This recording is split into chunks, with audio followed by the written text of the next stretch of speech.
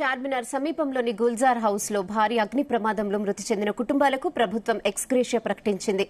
ఒక్కో బాధిత కుటుంబానికి 5 లక్షల పరిహారం ప్రకటించారు deputy CM Bhatti Vikramarka. Short circuit వల్ల ప్రమాదం జరిగిందని అధికారులు భావిస్తున్నట్లుగా తెలిపారు. ఇది అత్యంత దురదృష్టకరమైన ఘటన అన్నారు. గతంలో కూడా ఇలాంటి ఘటనలు జరిగాయని, మరోసారి ఇలాంటి ఘటనలు పునరావృతం కాకుండా చర్యలు తీసుకోవాలని అధికారులను ఆదేశించారు.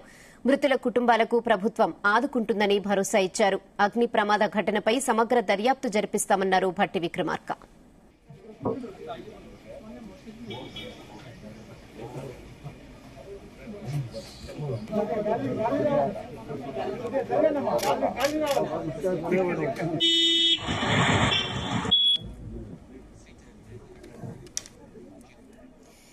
ఇక ఇదే విషయంపై మరిన్ని అప్డేట్స్ మా ప్రతినిధి శ్రీచరణ్ ఘటనా స్థలం నుంచి లైవ్ లో అందిస్తారు. శ్రీచరణ్, అక్కడ సిచ్యువేషన్ ఏంటి? ఉదయం ఈ రోజు 6 గంటలకి ఒక్కసారిగా ఇక్కడ గుల్జార్ హౌస్ లో చూసుకోవచ్చు. గుల్జార్ హౌస్ ఏదైతే ఉందో ఇక్కడ అడ్జసెంట్ గా ఇటు కృష్ణ పల్స్ తో పాటు అలాగే మోటి పల్స్ ఇవి రెండు టుగెదర్ అడ్జసెంట్ గా ఉన్నాయి ఈ బిల్డింగ్స్. అయితే ఇక్కడ ప్రాబ్లం ఏంటంటే ఎగ్జిట్ ఎంట్రీతో పాటు ఎగ్జిట్ రెండు నేరోగా ఉండడం వలన ఫైర్ షార్ట్ సర్క్యూట్ ఎప్పుడైతే అయిందో మంటలు ఒక్కసారిగా చెలరి ఎవరైతే ఉన్నారో వాళ్ళని బయటికి తీసుకురావడము అధికారులకు చాలా కష్టతరంగా. సో పేరుకు ఉదయం 20 మంది అంటే వీళ్ళందరిది జాయింట్ కూడా చెబుతున్నారు. లోపల మంటల ఇక్కడ ఫైర్ సర్వీసెస్ చాలా వ్యయ ప్రయాసాలతో చాలా కష్టపడ్డారని చెప్పాలి. ఉదయం నుంచి పోలీసులు కూడా ఇక్కడ ఎప్పుడైతే 6 గంటల 16 నిమిషాలకి ఫైర్ సర్వీసెస్ డీజీకి ఎప్పుడైతే సమాచారం అందిందో ఇమీడియట్ గా ఫైర్ సర్వీసెస్ కి వ్యాన్లు కానీ అవన్నీ కూడా ఇక్కడ చేరుకున్నాయి. సో అనంతరం కూడా అప్పటి నుంచి వాళ్ళు మంటలు ఆర్పే ప్రయత్నం కూడా చేశారు. మొత్తం 21 మందిలో దురదృష్టవశాత్తు 17 మంది కూడా 17 మంది చనిపోయారు. 4 ఇంకా క్రిటికల్ కండిషన్ లో హాస్పిటల్లో ఉన్నారు. కొంతమందిని డిఆర్డిఓ హాస్పిటల్లో, అలాగే మిగతా వారిని కొంతమందిని ఉస్మానియా హాస్పిటల్లో కూడా చేర్చారు. అయితే ఇక్కడ ఒక విషాద గాథ ఏంటంటే, ఒక తల్లి తన 2 పిల్లల్ని గట్టిగా అంటే హగ్ చేసుకుని ఒళ్ళో ఇలా పెట్టుకుని ఆ ఫైర్ యాక్సిడెంట్ నుంచి రక్షించాలని ఆ తల్లి ఇలా కౌలించుకునే ప్రయత్నం చేసింది. కానీ దురదృష్టవశాత్తు తల్లితో పాటు ఆ 2 పిల్లలు కూడా ఈ ఫైర్ యాక్సిడెంట్ లో మరణించారు. అయితే ఇక్కడ ఈ ఫైర్ అనేది షార్ట్ సర్క్యూట్ అంటే ఏసీ యూజువల్ గా సమ్మర్ అనేది హైదరాబాద్ లో హ్యూమిడిటీ ఎక్కువగా ఉంటుంది ఇటీవల కాలంలో.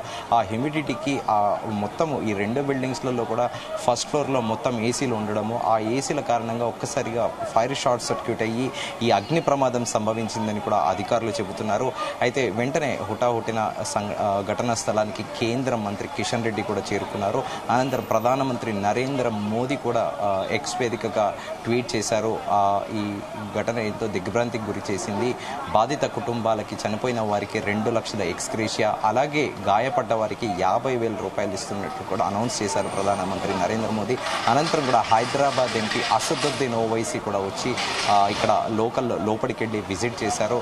అనంతరం deputy chief minister Bhatti Vikramarka కూడా వచ్చి ముఖ్యమంత్రి రేవంత్ రెడ్డి బాధిత కుటుంబాలకి 5 లక్షల రూపాయల ఎక్స్గ్రేషియా అనౌన్స్ చేశారు. దీంతో పాటు ఐజీ లెవెల్లో ఒక అధికారిని దీనిపైన ఈ ప్రమాదం ఎలా జరిగిందనే దాని మీద ఇన్వెస్టిగేషన్ కి ఐజీ స్థాయి అధికారిని కూడా నియమించారు.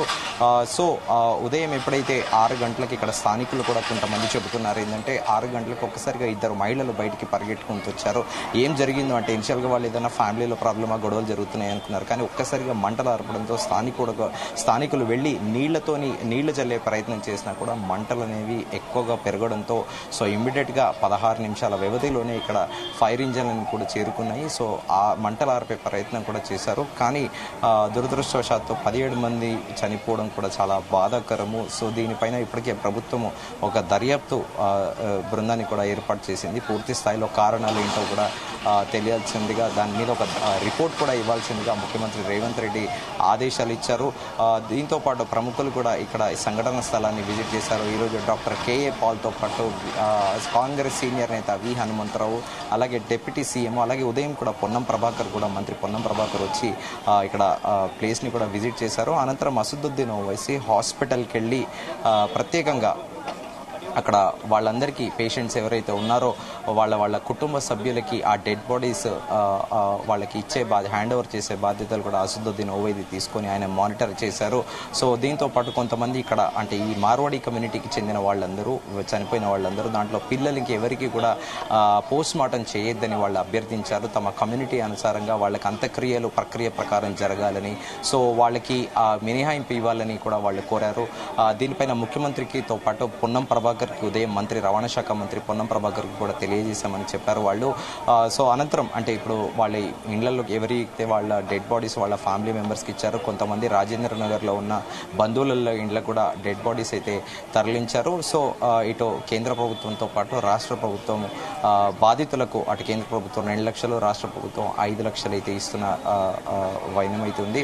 సో కానీ ఎవరు ఊహించని విధంగా ఈ ఓల్డ్ సిటీలో ఈ దుర్ఘటన జరగడం కూడా చాలా బాధాకరము. అయితే ఇంకొకటి ఏంటంటే ఈ ఓల్డ్ సిటీ రోడ్స్ అనేటివి కూడా కంప్రెస్డ్గా ఉంటాయి. అంటే మోర్ దెన్ 400-500 ఇయర్స్ నుంచి కూడా ఇలాగే కంప్రెస్డ్గా ఉంటాయి కాబట్టి రోడ్స్. సో ఇప్పుడు ఇక్కడ ఓల్డ్ సిటీలో ఖచ్చితంగా రోడ్స్ అనేటివి ఎక్స్పాండ్ చేయాలి. సో సిమిలర్గా మినిమం మోర్ దెన్ ఇప్పుడు మనం ఇక్కడ రోడ్ని కూడా చూస్తుంటే 30 feet ఎబోనే ఉంది, కానీ బిల్డింగ్స్ అన్నీ కూడా చాలా ఓల్డ్ ఉన్నాయి. నారో ఎంట్రీ ఎగ్జిట్ ఈ ఒక్క కారణం చేతనే పాపం బాధితులను సకాలంలో ఎవరు కాపాడలేకపోయారు. అప్పటికి స్థానికులు ప్రయత్నించారు కాపాడేటందుకు, కానీ దురదృష్టవశాత్తు కాపాడలేకపోయారు. రయానా.